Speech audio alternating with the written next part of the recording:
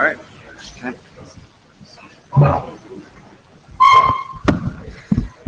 Okay, let's get started. This is our second Netmod session. The note well, please note the note well, it has changed, has legal language in it.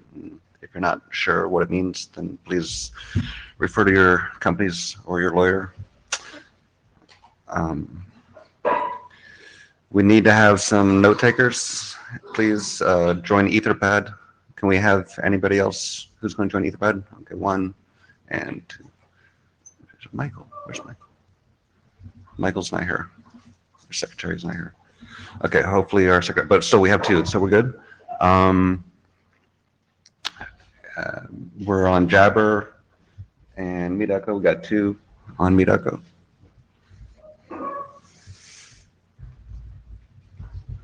So today's session, schema mount, tree diagram, routing area working group update, interface module update, mounting. This is the peer mount document. Alex is actually in the room next door, so we might have to be flipping the Yang catalog and Alex's peer mount, depending on if he gets some time. I think our secretary Michael's going to ping him when his time slot is coming up, so hopefully he'll be coming in time, but just in case, we might be flipping those 2. And we don't need to do that. I think just go back to the Etherpad, because show the link. So we really could use some more people on Etherpad. This link's a little hard to use. It's best just go to the last link to the tools page, tools.ietf.org/wg/netmod, and then click on agenda, and you can get to Etherpad that way. Click on minutes. Minutes, sorry. And please join in. We only have a few people on. It'd be very helpful to join in, add something, correct something. We'd appreciate it. Anything else on this? No. Okay. We're good. Okay, so for our first presentation, schema mount. And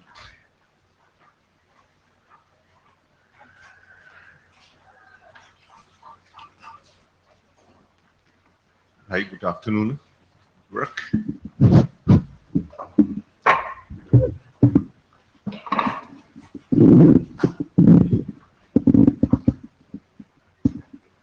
Okay.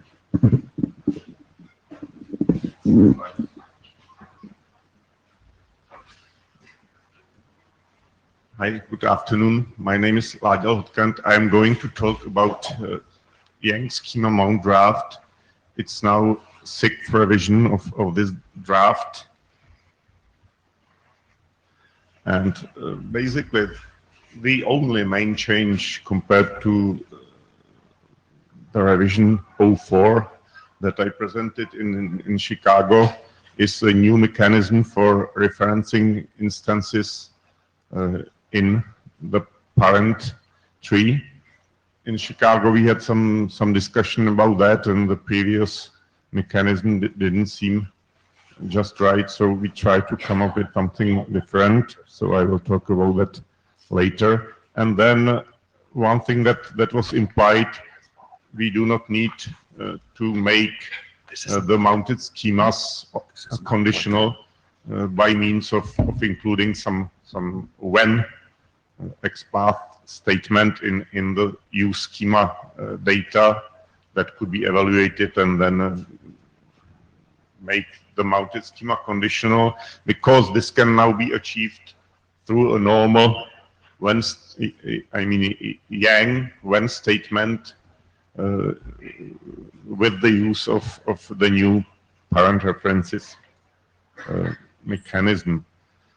So this parent tree references, we have discussed it already several times, so let me just review the motivation for that. First, there is an agreement. As you know, we have 2 ways of defining a mounted schema. One is so-called inline, that basically uses an embedded Yang library for defining the schema. So there is an agreement, I would say general agreement in the working group that this inline way of defining the mounted schema will be really relatively simple. And so for one, there should be no escape from so-called mount jail. So no parent references are possible in this case. However, for the use schema method of defining the mounted schema, as it turns out, it's often useful to be able to reference things in the parent data tree, especially in XPath expressions like must statements, but also in leafref references, for example. So here is an example coming basically from the network instances draft. Maybe it's not the current revision, but the idea is basically the same. So in the case of network instances, as you can see on the data tree, we have a list of interfaces that's global. It means that's shared by all network instances, whereas routing configuration, routing stuff, and other things are specific for each network instance.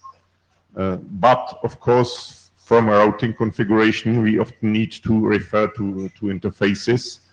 And so for this purpose, we need, if it's set up as it is in the NI draft, we have this mounted schema for every network instance, and we need to refer to that global list of interfaces. So for this purpose, we need some way of, because normally the list of interfaces wouldn't be accessible inside the mounted schema. We need some way how to escape from the mount jail.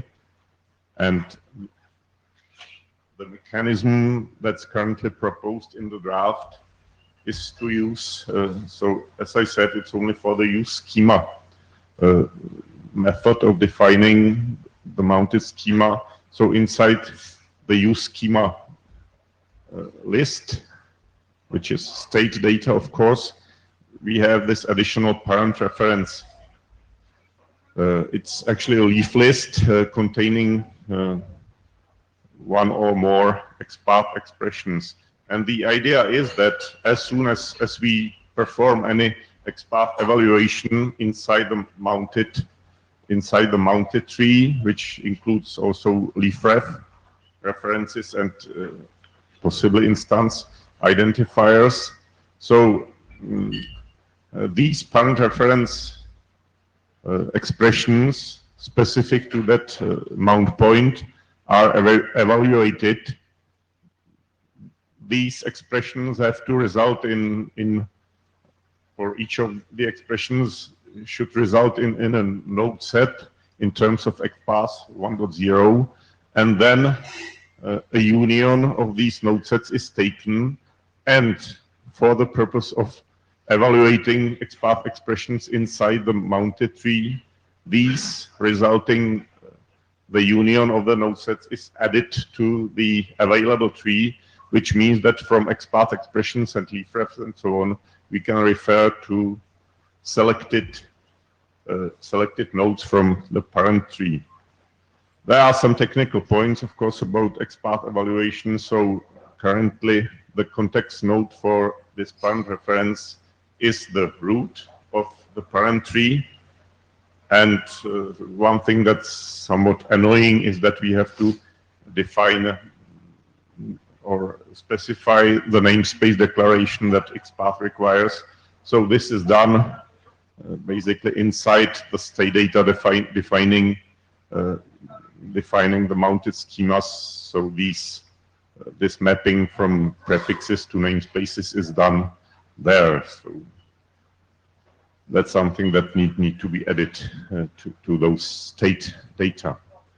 I have to again emphasize that this is only, so these nodes are only available, used for XPath evaluation, which means, for example, that these parent tree nodes are not available to protocols like netconf or restconf, only for XPath evaluation. And each time an XPath evaluation is performed, the current status of the parent tree is reflected, and only those nodes that exist at the moment are added to the mounted tree. Yeah. Okay. Hi, I'm Dhanendra. I'm just wondering how this reference is different from bind NI name reference that we have in the interfaces to associate those with a particular NI. Here it seems like from within the NI we are referencing the interfaces. How this is different from binding an NI name method? Well, as far as I remember, this binding is done in the parent tree. So essentially for every interface, you can specify that this interface is bound to specific network instances. But this is about XPath expressions inside the mounted tree, right? So we have some data model for a routing protocol, for example. This Yang module by itself doesn't know anything about network instances. It could be used for standalone routers, no problem. But this data model may refer to interfaces. So if we have network instances, then of course we need to somehow get outside of the mount jail and be able to refer the global list of interfaces. I will have an example later with this bind. So what this means here, for example, this example means that from the, as you can see here at the bottom, we will be able after this, from the mounted tree, from the network instance, we will be able to refer to anything that's inside the interfaces container. So all interfaces, no matter what network instance they are bound to. So that's, maybe it's not the right thing, and I will have one open issue about that. So this is really about enabling XPath expressions to refer to something that's outside that the data model that's mounted doesn't know about. Okay, so not only for the XPath evaluation, but from here one can refer to a particular instance of interface and use it here, right? Yes. Okay, but the interface tree itself is not available here. It's available only for the Yes. in the context of any evaluation of such as when statement or must statement. Inside the mounted tree, you can use restconf, for example, to get these interfaces. They are not there. They are only added for the purpose of XPath evaluation. Got it. Okay. Thank you. Balázs Lengyel Ericsson, 2 questions.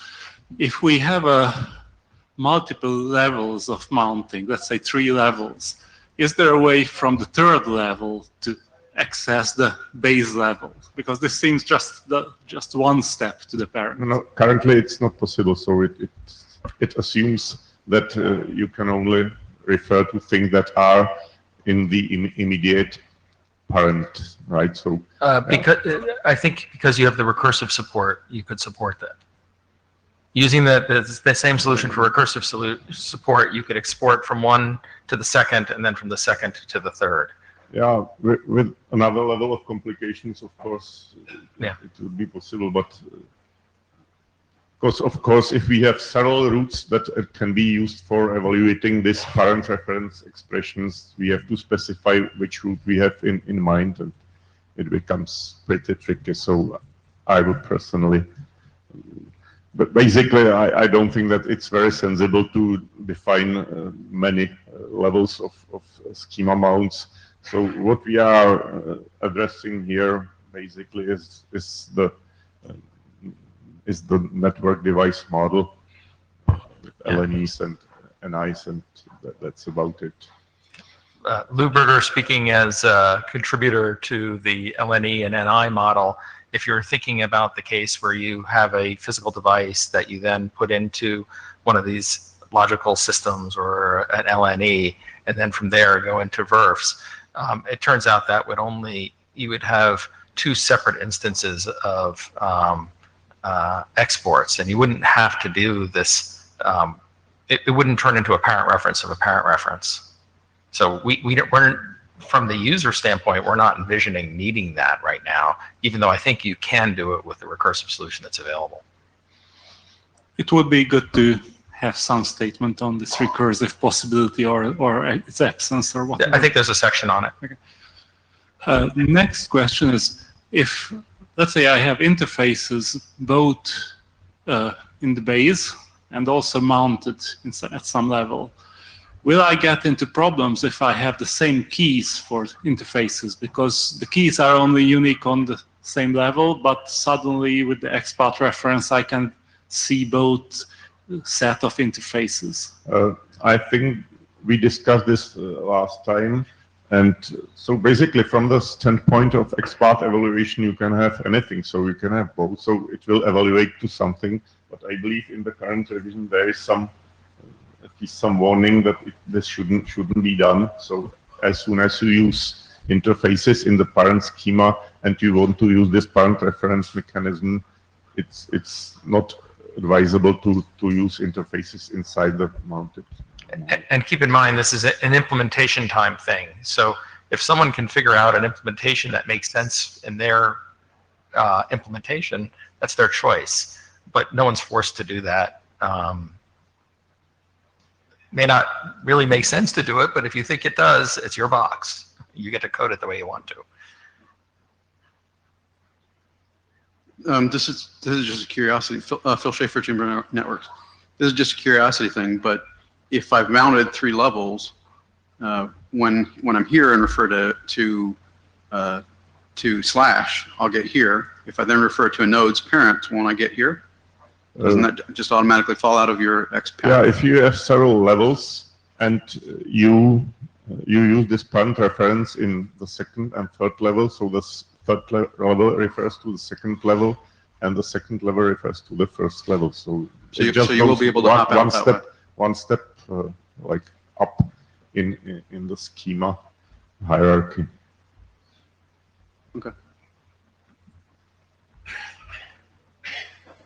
Okay, so I already commented on that example. So let me say again that this particular example means that interfaces are available for every network instances, but we do not really discriminate between interfaces that are bound to that network instance and others. But basically, it's the same way how it works if you used, let's say, an augment instead of the schema mount mechanism, right? There are, in my view, there are 2 open issues that have been discussed among the authors and contributors, but they are, I believe, not mentioned in the current revision of the draft. But I think it's worth mentioning these issues here because they may be raised later, and I would like to ask all potential authors of modules using schema mount to consider what it means for their data models. So one is about that context node that's used for parent reference evaluation, and then another option is to define these parent references directly inside the mount point definition. I will have more to say about that later. But let's start with that context node. So as I said, currently the context node is the root node of the parent data tree. Another option that I believe Martin Bjerklund proposed was to use the node containing the mount point. So this alternative, of course, would have the advantage that if you look at that example here, Yeah, the red. Yeah. So in this case, it means that the context node would be this root node, and it means that for every, well, this is a list of network instances, so we will have a different context node for every network instance, and that means that we could do these nice things. So this would be the parent reference expression, and we could indeed formulate this restriction that only interfaces that are bound to that network instance will be available for XPath evaluation inside that particular network instance. So that's of course nice, but on the other hand, I believe it just adds another level of complexity to what we already have. So if you consider that these parent references are used for when expressions inside the mounted schema, that means that we have some even the mounted schema somehow depends on stuff that's in the parent data tree. So although there are pros and cons here, in my opinion, and I believe it's also Martin's opinion, unless this is really felt to be necessary, this should be avoided, because we have all kinds of complexity now being added to Yang, and I'm really worried about this. So any comments on that? You see, yeah. AC, Lindum, Cisco Systems. No doubt this would be useful. I don't think, independent of if and when this is integrated, I don't think you should call it a context node. I mean, that really threw me off. And then you explained what it is, and I said, oh, that's what it is. Maybe you could call it parent reference filtering or something like that instead of context node. Well, as long as we are using XPath for these purposes, I think it's appropriate to use the terminology of XPath, and basically context node for every XPath expression is where the expression is supposed to start, right? So where from, if you have relative paths, so where these relative paths start. And in our case, it means, because in the current situation, we get the same results of this parent reference evaluation for all network instances. Whereas if we have this root as the context node, we can really have different results, right? So I think it needs some more discussion, maybe in the mailing list, and some feedback from people writing data models. So option 1 is the current choice. Is that Option also 1 is the author's preference? Sorry? Is that also the author's preference? Yeah, it's currently, Okay. because as I said, we don't want to add really more complexity because it would be really difficult to write any tools working with this properly. So you can take it to the mailing list, and if there's no objections within a Yeah. certain amount of time, then it'll become. And the second open issue, it's, again, there are some pros and cons. The idea is here because, as you saw, currently the parent reference XPath expression is defined inside the state data that define the mounted schemas using that use schema method. Here in this proposal, it would be different, and it would mean that we would have another Yang extension called parent reference, say, that will define these XPath expressions inside the mount point definition that appears in Yang modules, as you know. So, of course, the advantage would be that in a Yang module, we already have some namespace mapping, some namespace declarations, mapping of prefixes to namespace URIs. So in this case, we wouldn't need that namespace prefix definitions separately in state data. They could be inherited from the Yang module where the mount point statement appears. But there are drawbacks also. First, because we use this mount point extension both for inline and use schema method. And as I said, we want to use these parent references only for the use schema. It means that if a mount point is used for the inline and contain this parent reference, it doesn't make any sense. So we would need to add some CLRs to say that in this case the parent reference is ignored, let's say. So it really, again, makes it a bit confusing. And second, and maybe more important thing is that, in my opinion, extensions should be used only sparingly, because especially extensions like this that really change the meaning of the data models. That means that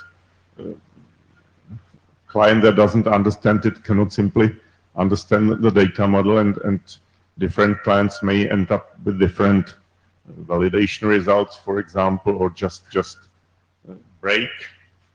So basically, if we use extensions for such purposes, it means that we create a new Yang version without using a different Yang version number, and I think this is just not possible. And if we do it in more cases, we could end up with several incompatible Yang versions, and all this will be just mess. So I believe it's okay if we use this mount point as a label in a Yang module and then define everything elsewhere. But if we do this, it will be, again, not a proper use of extensions, at least in my view. So the proposal here is to stick to the current solution and define the parent references inside the use schema list as state data as it is now, and avoid introducing any new Yang extensions for this. Any comments? If not, then basically I think that I'm done. It would be good to see if anyone has opinions on the second issue.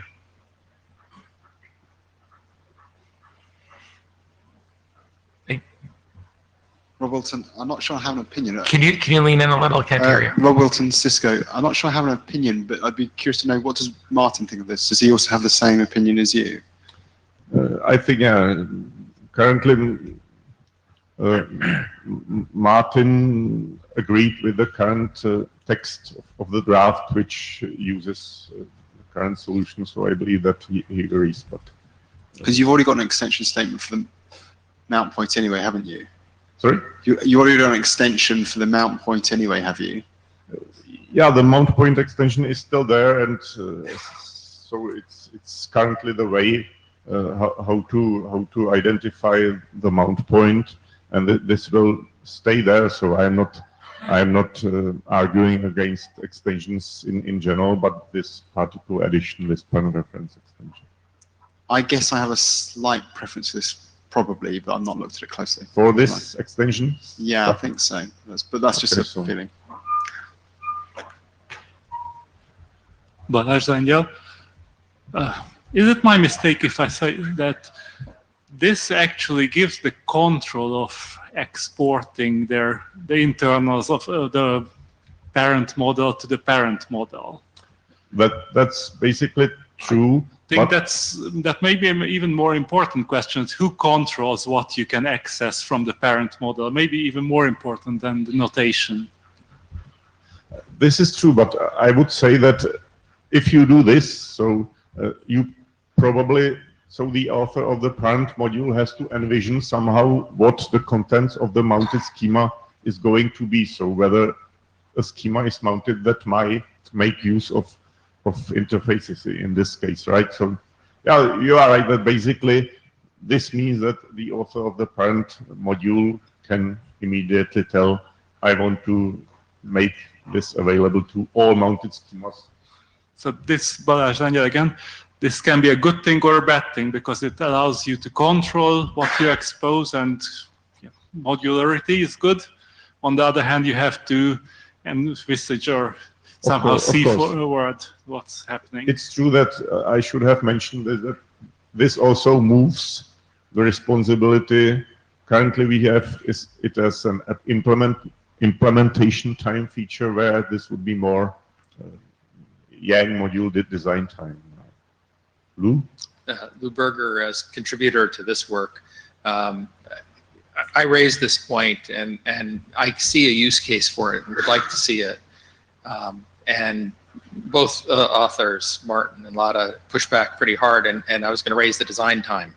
is that the statement, and I don't remember whether Lotta it was you or Martin who said that this brings it into design time mounts. And right now, design time mounts are sort of out of scope of this document. And while as a contributor, I'd really like to see it there, as a user of this is good enough. So as the person who raised it, I'd say that we can live with the current text. Yeah, that's okay. My argument against this is that if we want really to do this, we need to create a new Yang version that includes this parent reference or even mount point as a regular statement, because this really changes a lot of things. Yeah, I mean, that gets into the philosophical discussion we had the last meeting about how we do extensions. Do we do incremental or wholesale? And I'm not sure I really want to go there right now, but what I'll say is I think it is fair to say that we can consider this when we start talking about design time mounts, and that this is just one form of it. And it makes sense to do design time altogether rather than piecemeal. So I think this is a reasonable approach by you and Martin. So, Jürgen, do you want to comment?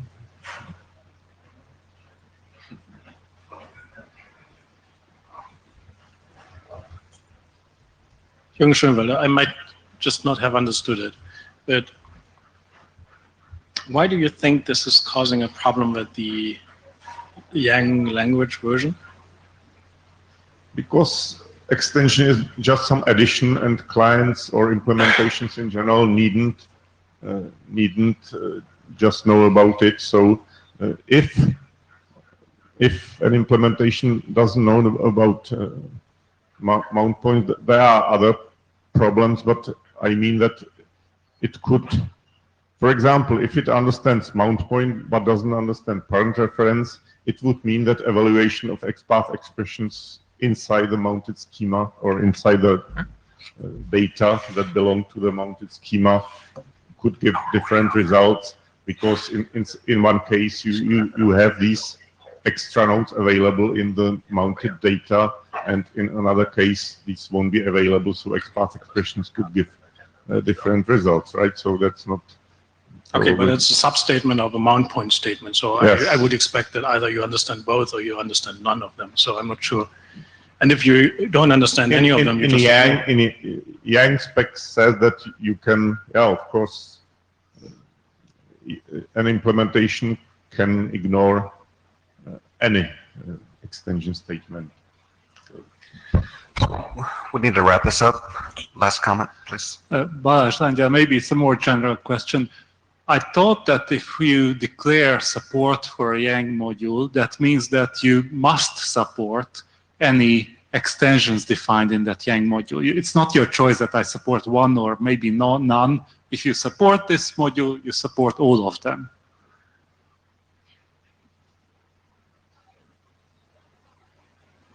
Asking for the maybe Yang doctor's clarification. Does it, if I support the Yang module, does it mean that I must support all the extensions defined in that Yang module?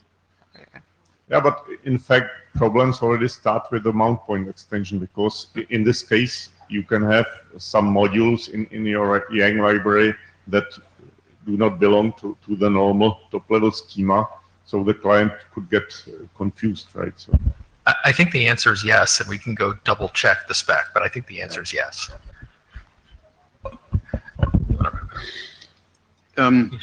It's probably a qualified yes, if anything. It means that you understand it, you know how to behave, but things like features may mean that you never actually use it. Yeah. So a qualified yes. Okay, so any more slides? no. Okay, so both open issues have preferred solutions that we just need to verify on list. And then we can potentially take this as last call. But first I need to ask the working group, does the working group believe this document's ready for last call? Hands? Hands, please. Up. Ready for last call? Okay, so we'll look forward to an updated document once these issues are resolved. And actually, I do have one question though. There's in the NetConf working group, there's the Yang library discussion, and in that maybe there'd be a relationship to schema mounts. So does this document have any dependency to that work? Yeah, I I think I expressed my opinion, and you were in favor of somehow integrating this schema mount to the new version of Yang library. So I don't know if this is. I think Andy was strongly against that, but Right. But is there a dependency on? Would there be a dependency that would potentially hold up our ability to take this document to last call? currently there is no dependency because we use another version of Yang library inside the view schema, right? So, but it means that we can use different revisions of the same module in the parent schema and in the mounted schema. I don't know if it's a good thing or not. So I would actually prefer to have everything in one, all modules that are used throughout the system in one Yang library, and then just refer to it from new schema. Okay. Good. Thank you. So I think I just want to clarify your statement. I first heard you. I think I heard you say, "No, there's not a dependency. We can move forward." Currently, there is no dependency, but I think. But you wouldn't mind waiting until we have a complete solution. You know, we also had the discussion about adding that module set ID. Yeah. So this is just because we have different sets of modules in different Yang libraries. So if we have only one library, we could just have one module set ID, and then I think it would be just easier to understand what the data model really is than if you have to somehow go from one place to another, read another Yang library, and so on. So yes, we can move forward, but it's okay also to wait and optimize. I think we can move further, but if a new revision of the Yang library document is somehow looming or something, that maybe we should consider simplifying these things even more. Well, I don't think that version is still an individual draft, right? It's not even a working group draft yet, so. So we'll have to wait until tomorrow's NetConf session for more information. Yeah. I would say as chair, if we have a document that's ready to go and can go, we shouldn't wait for an individual draft or even a -00 working group draft to gate our work. We should make progress. And if we need to come back later, we have to come back and rev it. There's a lot of discussion about working groups doing things faster, getting models out faster, and being more open to revving models. So. Good thing is that this is not going to influence module authors, so this is just some. Okay, great, thank you. And next we have tree diagram. And thank you, Lou. This is a document. I don't know if you can hear me. Yeah. Hi, I'm Lou Berger. This is a document that I put together, really starting out purely as editor, meaning I was taking other people's work and just putting them into a document. And it was Martin's work on how to represent trees. Since then, I'd say I've become a co-author because I wrote a whole bunch. But I'm presenting largely because Martin isn't here. So previously, we've talked about this last time. We had a problem where we had tree representations everywhere and had to figure out what was different in each document. So instead of doing that, we're consolidating in one place for an authoritative definition of trees and to ensure that we have consistency across our documents. So we've had 2 revisions since the last meeting. The first was to publish the working group version -00, exactly what we presented in the previous meeting. And then we have 01, which did what we said we planned to do at the last meeting, which is fill in a whole bunch of sections. There is still one section I'll mention in a moment that's missing. The other thing we did is we figured we have a proposal on how to represent schema mount. I want to emphasize that this is a proposal, and we would like feedback from the working group on if this is a good direction or if there's preferred alternatives.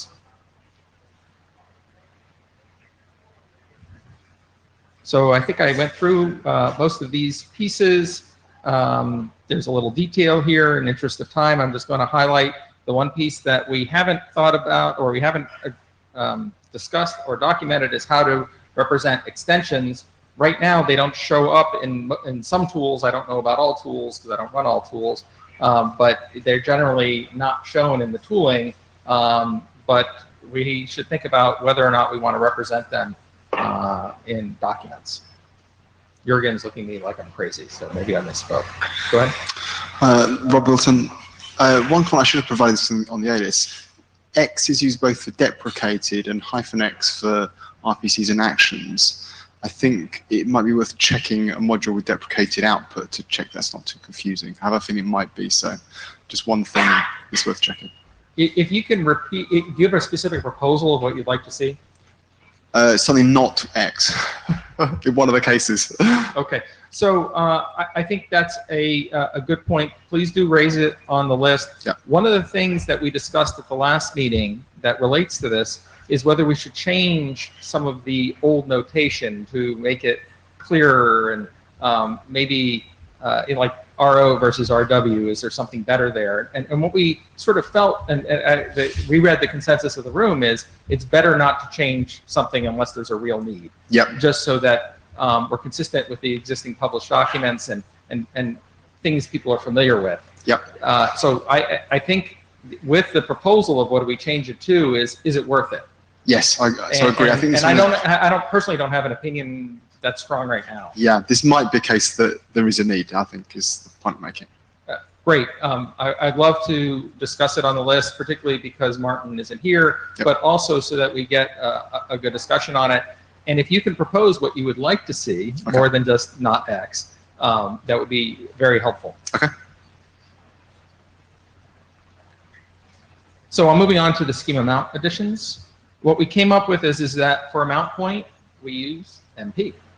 Pretty straightforward there. For a mounted module, / sort of like what you see as a directory in ls-f, and an @ sign for a parent reference, sort of like a link. There's one other bit in the schema definition. You can define whether a schema is mounted read-only. How do we represent that?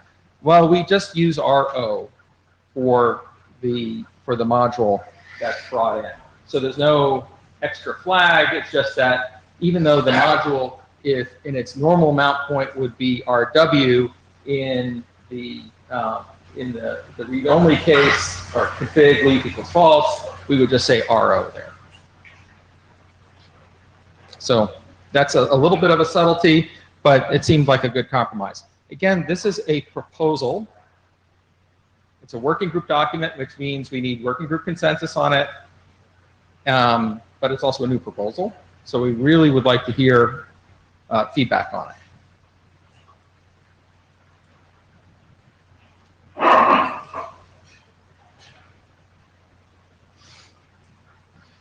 You want to go back one? I think that here, I think this is not possible to say that.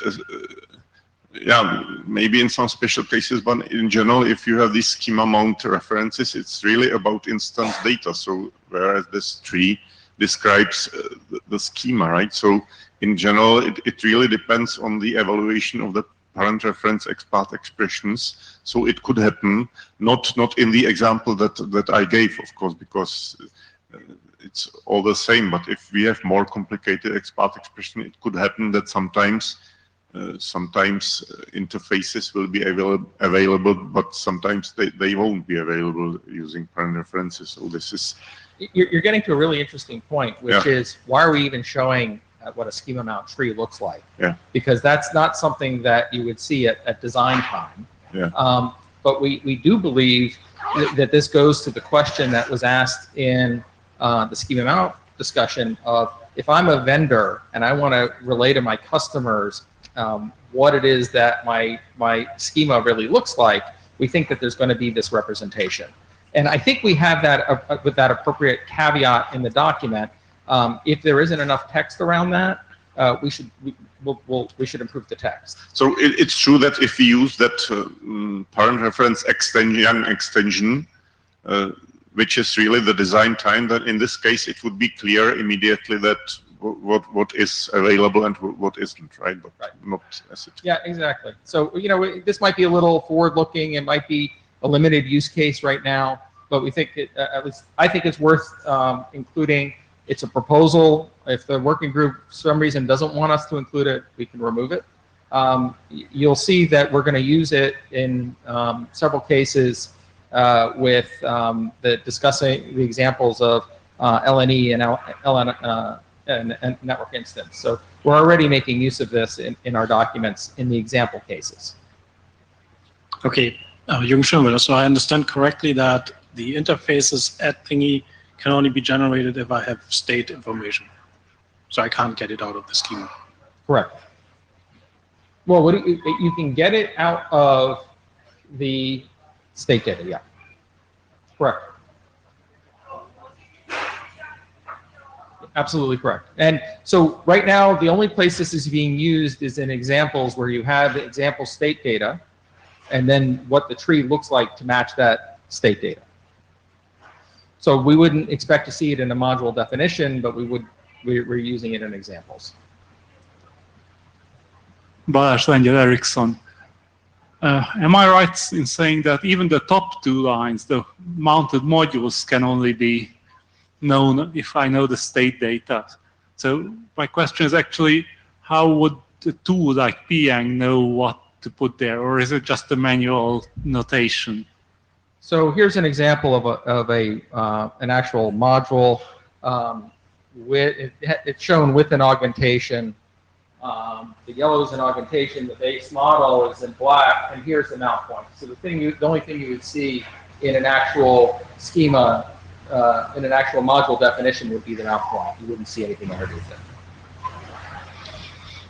So only the MP would show up from schema data, from schema information. In the long run, there will be a need, as you said, vendors want to show the full tree. That's it. And we need something to show in our examples. Okay, maybe not today, but there will be a need. So we see the need immediately when we want to show this example of network instance. Something totally unrelated, but which just popped up because you have comments there after the ellipses. Start. Oh, that's not it. That comment isn't part of the tree representation. I just did that before. But if you create something manually, it might actually be nice. Yeah, the comment there is not part of the definition. That was. Should we put comments in the trees? Do you want comments in the trees? That actually hasn't come up before, or at least in my thinking. Well, if someone would like to propose how to take comments from the tree, which I imagine would come out of description, and I'm not sure if what you would do there. Maybe. Rick Taylor, quick comment on comments. They're really helpful everywhere. I know it's extra work to try and work out how to put a comment in there, but if you don't put a comment in, someone's going to just try and shoehorn a comment in anyway. I kind of assumed comments were available in trees, but nobody used them.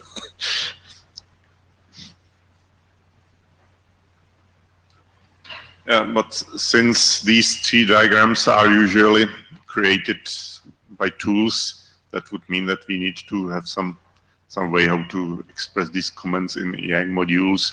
And my second objection to this is that these tree diagrams are often, the lines are quite long. So if we have the types and so on, and if we add some comments, it will just run off the right margin. So I don't know. Of course, if in a presentation one can usually add some comments in another font so that it's clear, but I don't know. Yeah, I was immediately thinking about, all right, what's the Yang change to do this? Do we now, instead of along with description, we have comment, or do we say the first n characters of the description? So if someone is interested in comments, I'd say send a proposal to the list. Talk to Martin about it, see if he has any opinions, but if anyone in the room or on the list has an opinion, please send a proposal, and then we can consider it as the working group.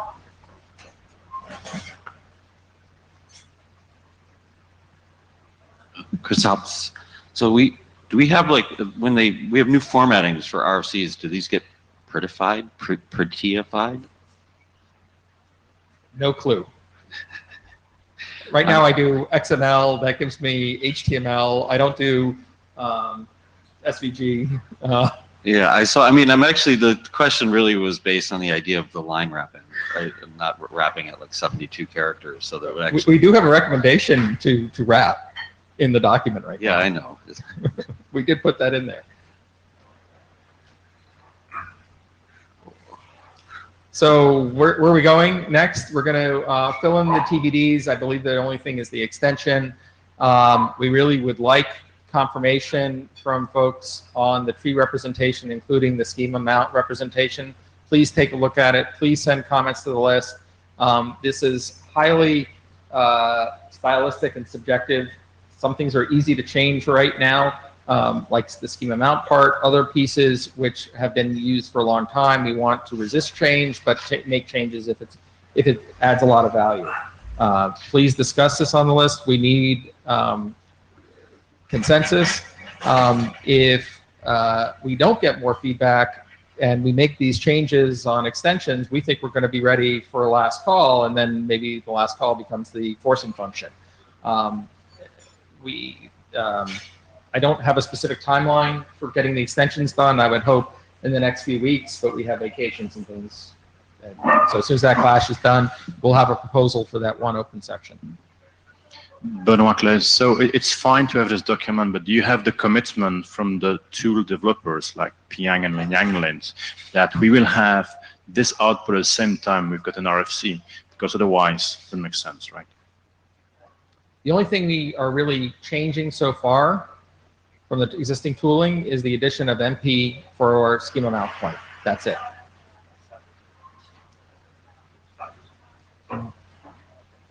So Jung, you talked about the extension. So the extension section is empty at the moment? Correct. It says TBD. Do the authors have any idea what they want to do? We haven't talked about it. We ran out of time. Because I mean, the whole structure is according to the nesting structure of data objects or RPCs or notifications in the tree, and extensions are not supposed to add anything like that, right? So why do you want to do something about extensions?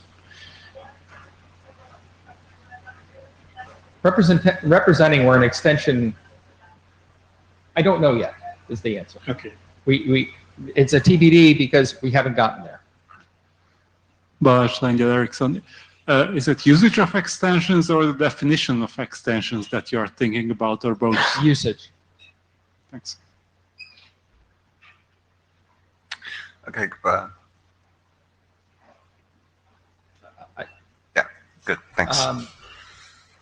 Please send feedback if you have it.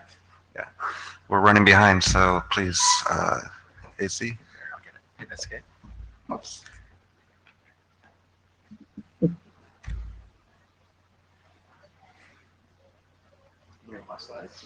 So as Ken said, we're running behind. I'm going to go relatively fast. I'm going to give an update, and it's good the context provided by both Lada and Lou's presentations. Next slide.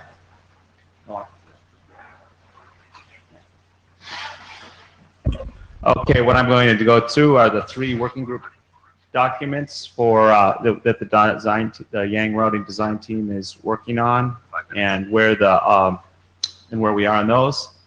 We have 2 other drafts that are non-working group drafts. Well, I guess one, the logical organization is a working group draft, but it's kind of gated by the tags, which is an individual draft.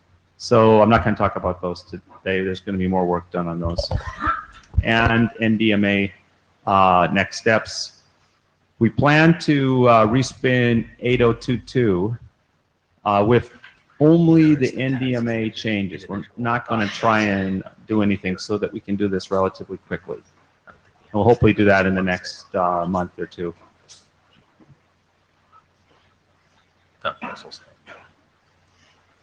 So just the module tags, we basically thought that they needed some more time to bake. There weren't any comments on it. So I don't think we want to sit on it either. So I think we'll look at pushing it forward, maybe calling for a working group adoption after this IETF. Dejan Bogdanovic on tags, because there are some other activities on where they could come useful. Forgot now the name of a draft. It was discussed in the ops area.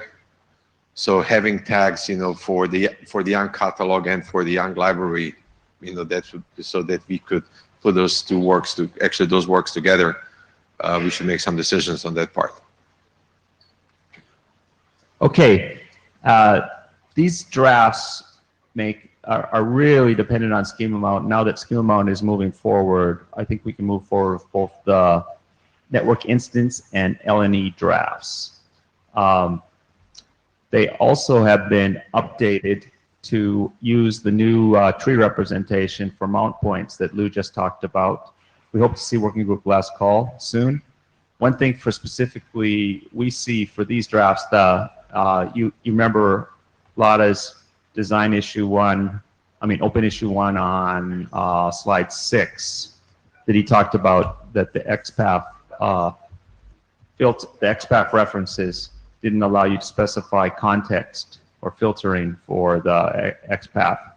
And finally, there's a lot of times where we have a given model and we know we always want to mount it. So we can foresee that future work on the design time mounts. In other words, you specify a mount point in a module. You also say this model is always mounted there. We see that as a useful function. And we're ready, we feel we're pretty much ready for working group last call in the running working group. As a reminder, the LNEs, these are logical network elements. These are like your virtual routers. I don't know what they call them on AC, iOS finish 6. up in 4 or 5 minutes, Okay. please. Okay.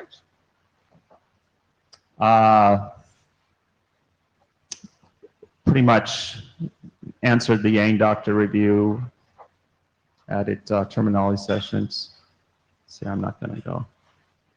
I won't go through the example. One thing to see here, we added a notification when you tried to bind the LNE to an interface in the RFC 7223 interface list, if it failed, we have a notification for that.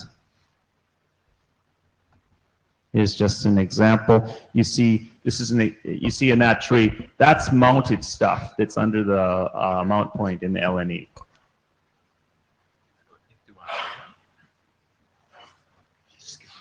There it is. This has both routed. It says managed true. In the interest of time, I won't go through that again. We discussed it in previous IETFs. So please review this draft. I think having Yang experts review it in addition to the routing working group would be ideal, since it makes heavy use of the schema mount extension. NI, there's going to be more on the LX VPN. We're going to talk about that in more detail tomorrow in the second afternoon session in the BEST working group. Let's see what else is anything interesting here. More examples in Appendix D. I think for network instance, the examples are really important. We have what we did because a network instance corresponds directly to an L2 VPN and L3 VPN, and we have a third type that's a combination, for your integrated router bridge of an L2, L3 VPN. We added mount points for those, and we also added an NI type.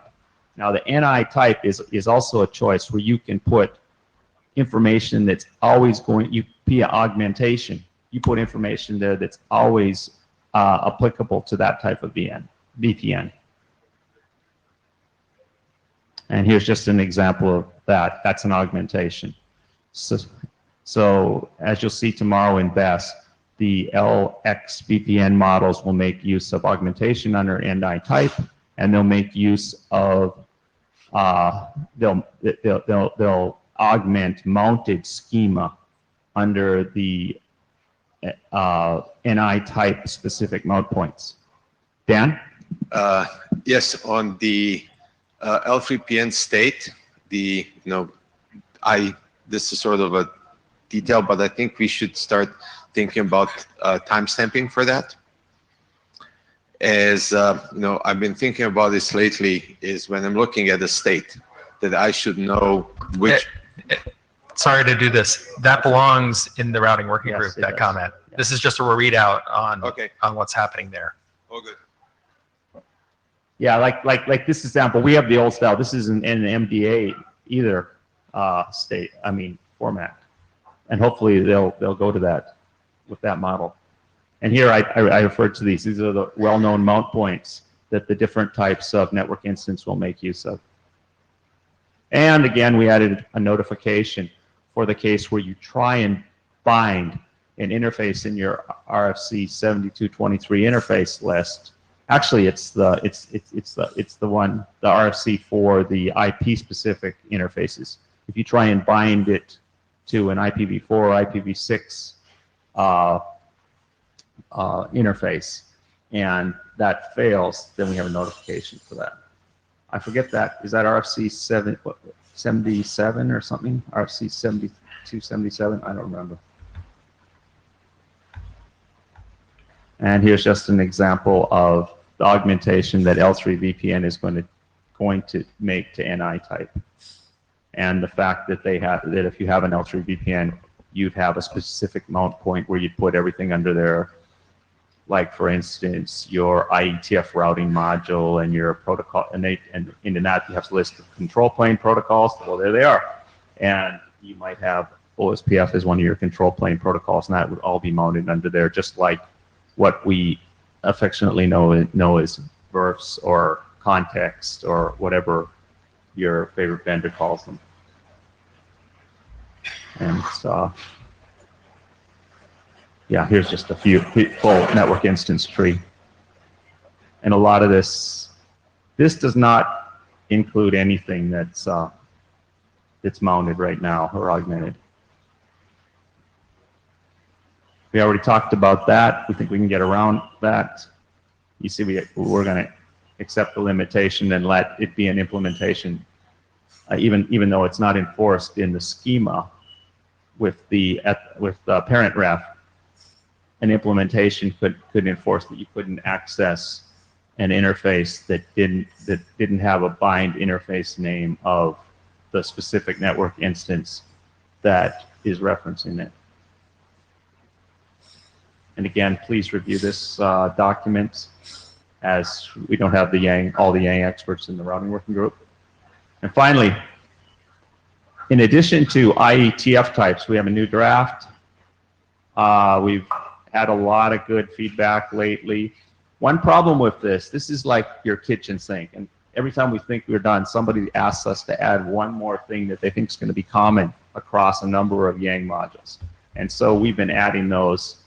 One thing that we did also, we split out the IANA, the address families and the BGP SAPIs into IANA maintained registries, similar to the models that are for the interface types that are also IANA maintained via RFC 7224. Let's see if there's anything interesting. Yeah, you can see with the geo coordinates, we don't feel those drafts are mature enough. I'm on some of those, and none of them are working. There's one in Lisp that Dino's the editor of. There's one in BGP and one in OSPF and ISIS. So we're gonna pull that out and put that into separate modules if we want to go forward with routing types, given that all the routing models refer to those, so we can get that published. AC, can you please wrap up? That was it? That was it. Okay, great. And we currently have 27 minutes to go through 40 minutes worth of scheduled materials. So if all the presenters could please step through their slides quickly. As quickly as possible. Thank you. Thank you. So we have a very quick update on 2 drafts, interface extensions and the sub-interface Yang model, and also a 0.0 individual draft that solves one of the problems that's going to be discussed here. So they all link together.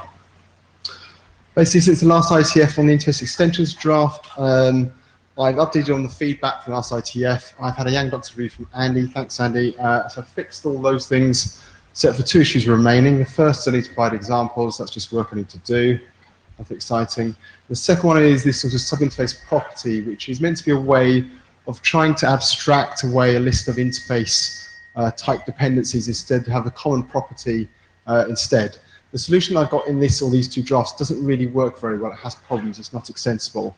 I think I have a better solution in this /00 draft. So I'm going to present that draft towards the end of this, and then wait for comments on whether people think that's a good idea to do, and then also what we do with these drafts, whether we wait or progress them anyway. Oh, so I've said the resolution anyway. So I'll ask for comments at the end of that.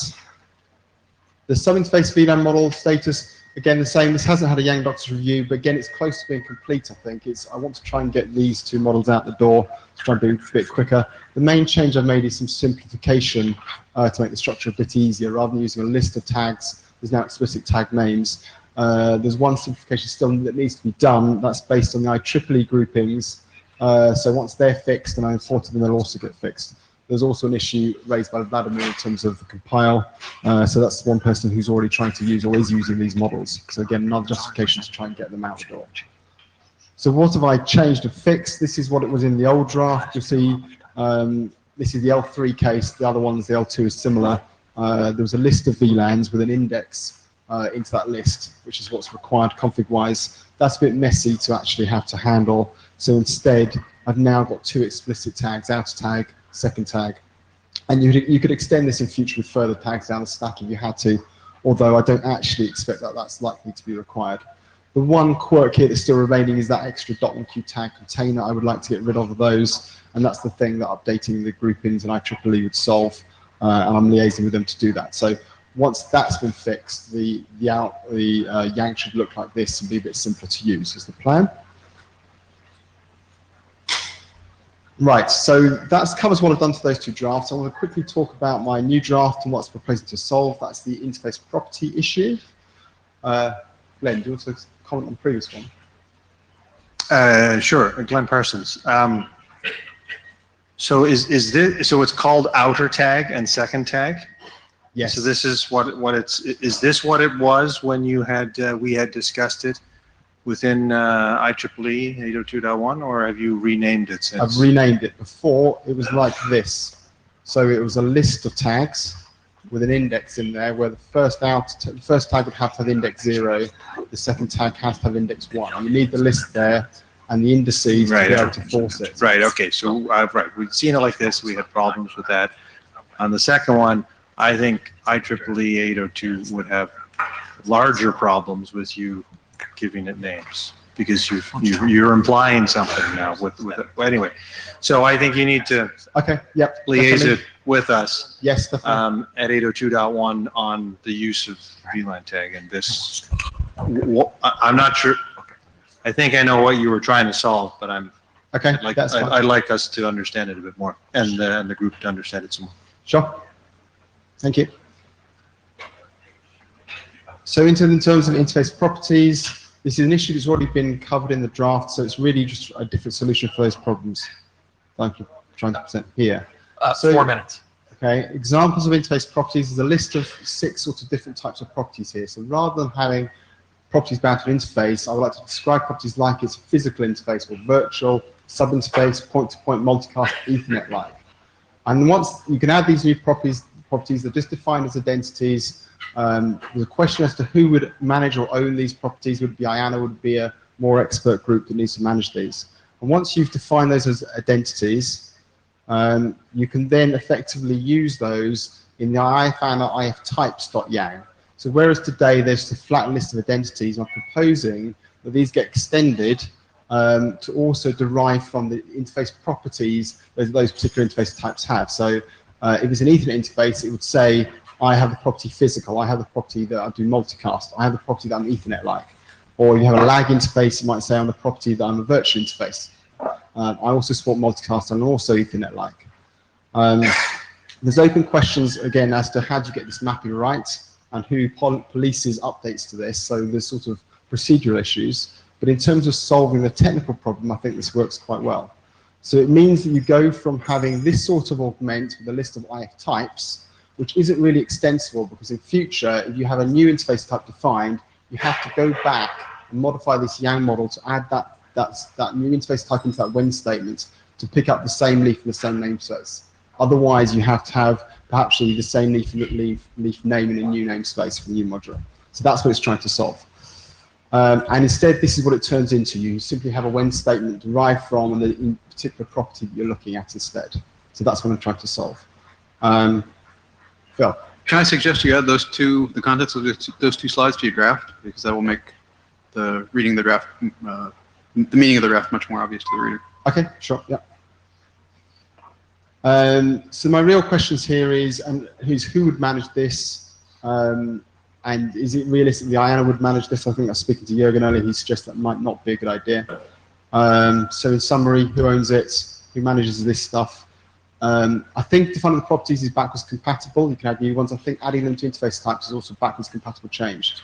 I think we could also release the existing drafts with dependencies on hard IF types and then change them to using interface properties over time. So I'm not sure it necessarily has to be gating. My question is the working group interested in adopting this draft? Are they interested in this idea? And if we do we delay the extension of VLAN drafts, or do we just proceed regardless? We have time for one question. Actually, it's more of a comment. I would prefer to finish more quick. Sorry, Dan Bogdanovic. I would prefer to finish more quickly and then revise later. Yep. The basic, the skeleton of the draft is there. Yep. Looks, that it provides, the functionality that is being looked for. So now to put in all the types and everything else what is needed, we can figure that out as we go. Okay. So is there interest in this final draft being taken into the working group? Does the working group think it's useful functionality? And is this a good place to start? Hands, please, for those of us who are deaf. Slightly deaf. So that's a reasonable number.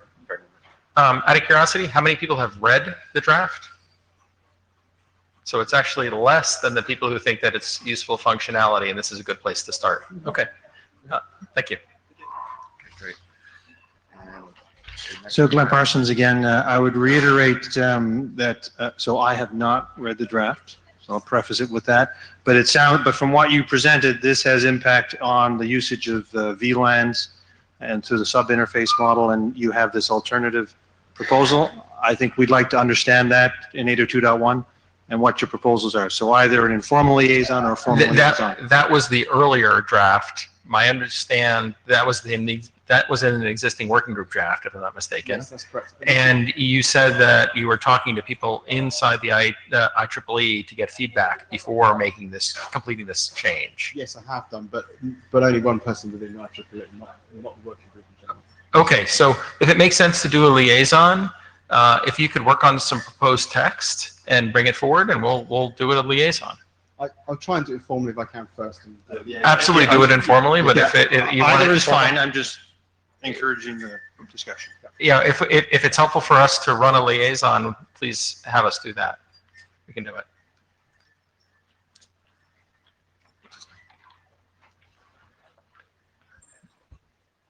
You have 7 minutes, so until 50. It's on the screen also. Sorry.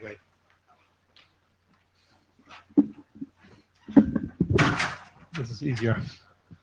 So hi everybody, I'm Alex Clem. So I wanted to talk about a Yang mount, and this is actually a draft that has been there for a while.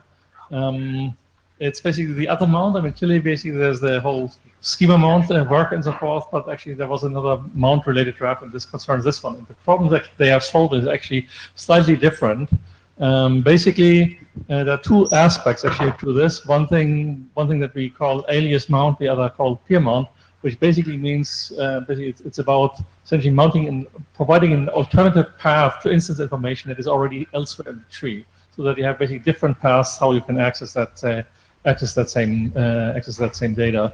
Currently it's revision 6, but it has been actually kept virtually unchanged for a while now, and it's been kept dormant basically as the interest focus on schema mount. But the question is basically whether it will make sense to bring back and reactivate basically that work, particularly because the use cases for the original Yang mount also do remain valid and may to arguably actually get more pressing, in the sense that applications do require visibility, for instance, data that's not just instantiated on the server itself, but on other servers, or potentially also on the same server. And basically there are various use cases related to that, which are actually outlined in the draft, and actually I have a slide for this later as well. Okay, this is the okay. So basically, just in terms of comparison between the Yang mount and the schema mount, so basically, Yang mount is very much to provide visibility, additional visibility to the data using different access paths. It's not to reuse existing definitions and insert them in a tree. And so basically, the analogy there is really basically that of a soft link. It's not basically as a modeling construct and basically something to extend those definitions. And likewise, also, unlike in schema mount, there basically each mount point has an authoritative copy of the data that you're mounting there. Here, basically, the model is differently. Actually, the data that is mounted, the authoritative owner is wherever is the original location of the data. And this basically just provides you with this additional, link, with this additional access, if you will. Likewise, also there is actually emphasis is more on data retrieval. There's no validation of data or so at the mount point. This is also different from schema mount, where you do of course need to do the validation. Here, basically, it's really just to provide this, to provide that access, and also. The number of data instances, of course, does not increase. If you mount a piece of data, it's still the same data, so you don't have, it's not an additional instance. So this is just to delineate, distinguish these. 3 more minutes. Okay. All right. Okay. So I need to hurry up a little bit, but so essentially, actually, maybe I can almost skip this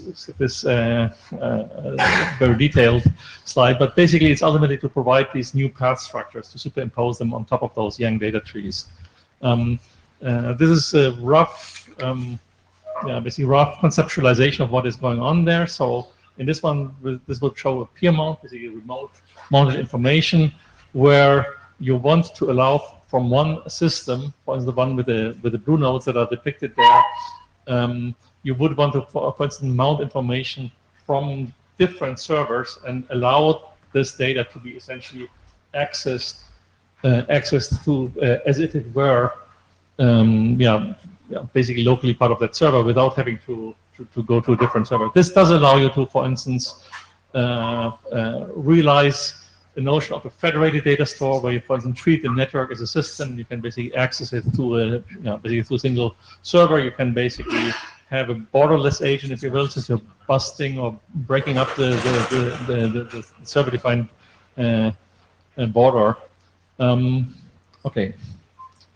And obviously there are various, this is a basic concept, obviously there are various items to consider, from caching considerations, prohibiting circular mounting, and so forth.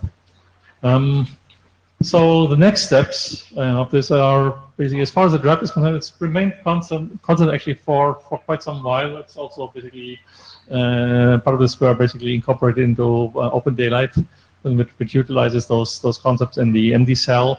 Editorially, clearly, basically, there's some editorial cleanup that needs to occur. Also, the relationship really with schema mount needs to be elaborated and extended. And but the question really is also, well, the purpose of this presentation here is to ask actually the working group and solicit feedback if there's interest to move forward with this, if there's interest in this work, if there's basically interest in extending the mount point concept. There's actually, I think, very natural complement to extend it to allow to refer or to impose these alternative path structures that allow you to refer to either local data or to remote data. My thoughts exactly. That's exactly what I was going to ask the working group if there was interest. Comment? So, well, Chris Hoppes, I was just going to say, I think this is also like a bind mount. Is that kind of the equivalent? Yeah. What do you mean with bind mount? That's a Linux thing. So like Symlink. I think it's a little closer to a bind mount. But where does it? So you don't have any pre-formatted schema, right? So how do you put it? How do you create the bind mount? It's a client-side thing to do? No, actually, it's done on the server. You basically do declare basically the mount points that you have, and basically in this you define essentially, you do define basically the target node that you want to insert under that mount point, and from that point it is just it is just whatever is basically in that, whatever the instance information. Right. But what drives the server to do it? Because it's not a schema thing, right? Okay. What we can basically- do this later since you're out of time. We can talk about later, but basically. You know, I'm sorry to do this, but we're really running out of time on this. And the question is there interest in the working group on the topic at all? And it's okay if you say we need more discussion. So we can ask it three ways. Is there interest? Do we need more discussion? And do we want to accept this document if the other two are if one is yes and the other's no? So do I start with, is there interest in this type of function in the working group? Is there interest in working on this function in the working group? So that's pretty tepid. How about interested in talking more, learning more? That's a bit more. I think it's premature to go to a working group document because we know the answer will be no because we need more time. Can we just take it to the list, Phil? Is it all right for you to take it to the list? Sure. Great, thank you. That will be only what the next steps are then. The next step is to discuss more on the list. They want to hear more, so describe more about your use case.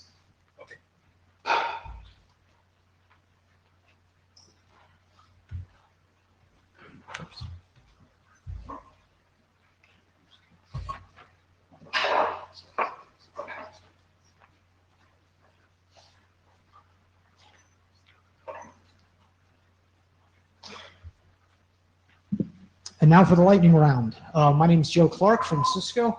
For those of you who were at OPSOG, OPSAWG yesterday, you've probably seen some of this. Ultimately, here's what we've got. We've got a great problem. Proliferation of Yang modules. A lot of modules being written across many SDOs, a lot of vendors implementing them. What Benoit has done is pulled together a number of very interested, passionate people about Yang to set up a number of tools to help people find the right Yang modules, understand how to use them, learn from best practices, and validate Yang modules. That's done with a number of open source tools at yangcatalog.org. What I'm going to present today is the draft that describes the backing store for yangcatalog.org. It is a Yang module that we have built to catalog metadata about Yang modules. Now, the intent of this, and I'll get to that, but Kent asked me to say it up front, is not necessarily to make this a working group document. Our intent is to be very transparent in our work. Our intent is to drive passion, to drive interest, to perhaps get people to contribute to the Yang catalog. And what the Yang catalog is, and I'll talk about use cases in a second, ability to collect metadata so that we can fuel these tools that will help people understand what Yang modules are available, find out where Yang modules are supported, and as I said, learn from the best practices of Yang authors. Now, some of you may have heard of the OpenConfig catalog model, which is a document here. As we started to implement this, as we started to create running code, we ran into some problems. As the OpenConfig catalog module evolved, it kind of deviated from what we needed. Initially, we needed a way of cataloging individual modules, and relative to that, their implementations. And they started to deviate from that in their O2 rev. In addition, we saw some discrepancies in terms of Yang regular expressions with what we needed for the daemon that was going to load and run and service this module. And there was some overlapping leafs in the OpenConfig catalog that seemed to contradict or at least confuse some of the points in the IETF Yang library.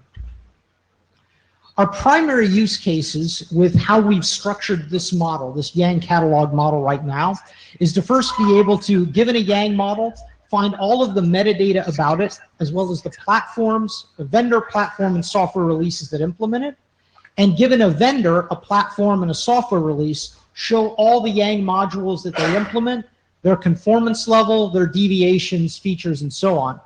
And we also want to be able to provide rich per module metadata, such as maturity, the document from where it was extracted, in the IETF, where was the originating working group, and then perhaps some other per SDO or per document author or organization metadata as well.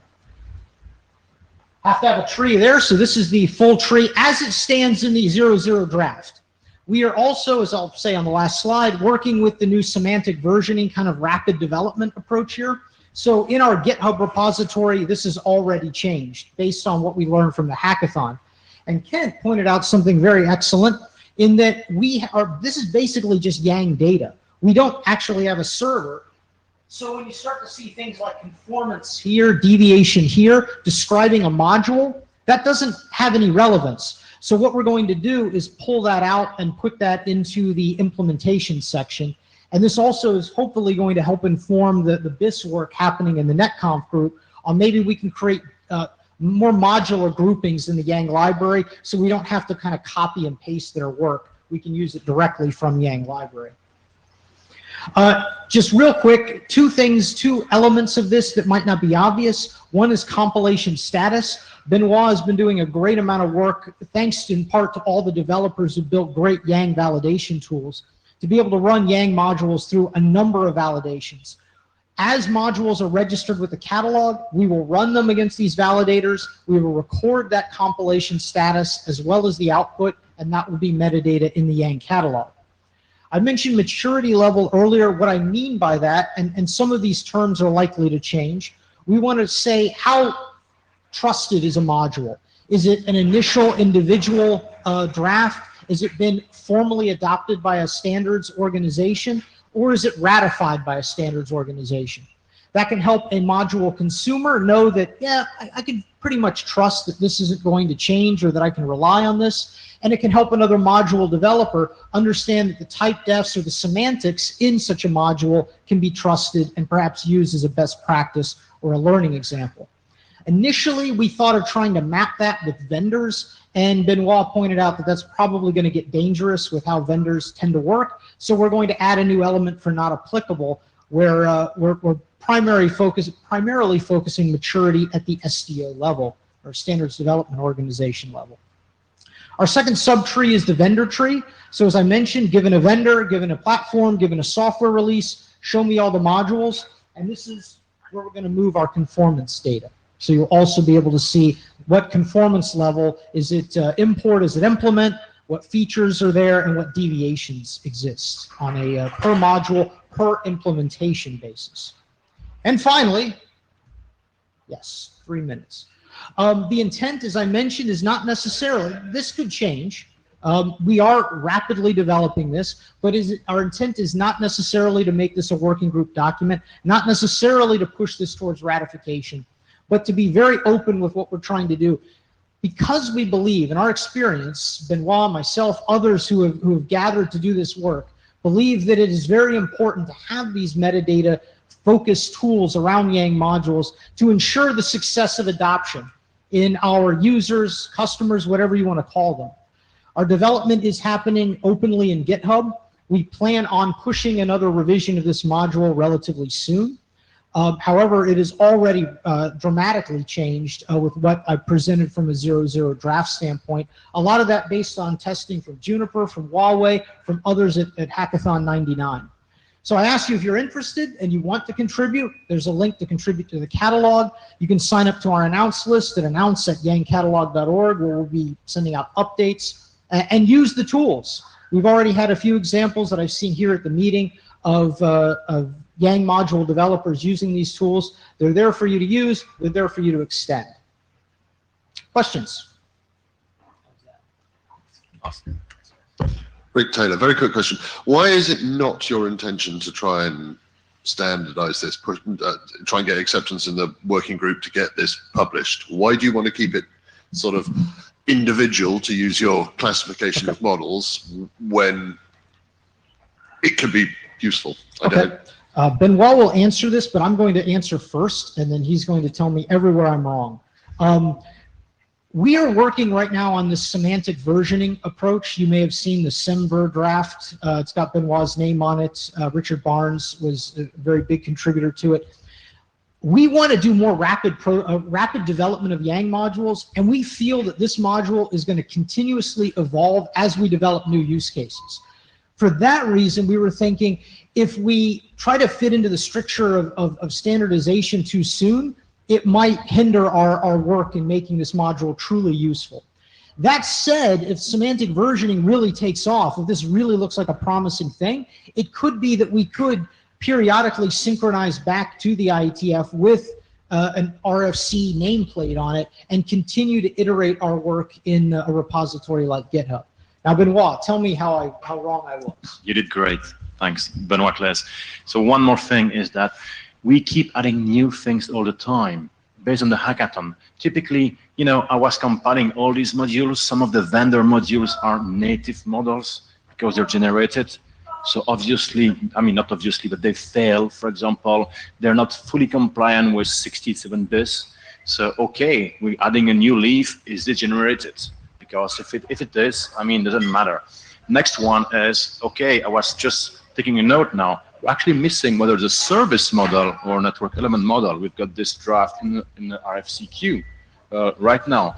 Another one is, okay, we've been speaking about NMDA. We're adding now the NMD, the tree type. So, you know, it keeps evolving so rapidly based on people using that. So that's the idea, but it could be standardized maybe later, but it's not the end goal. Phil Schaefer, Juniper Networks, and also, you know, standardizations for interoperability. What is this interoperate with? You know, if you change your schema, who's gonna care? This is an internal tool, and there's just no need for standardization. So. Okay, great. Thank you. With that, we're actually over time, so thank you. Thank you very much. If you have the blue sheets, can you please bring them to the front? We look forward to continued discussion on the list and see you at the next meeting.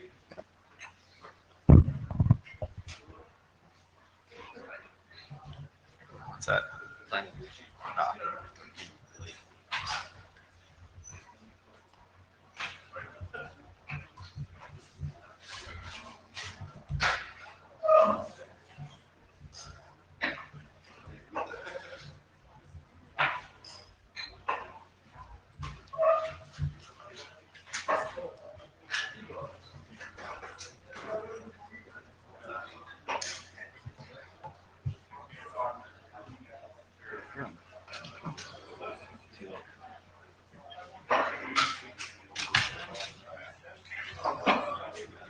Thanks. All right. Yes. Take together, okay? Well, I mean, it's usual. Pulled it in at the end.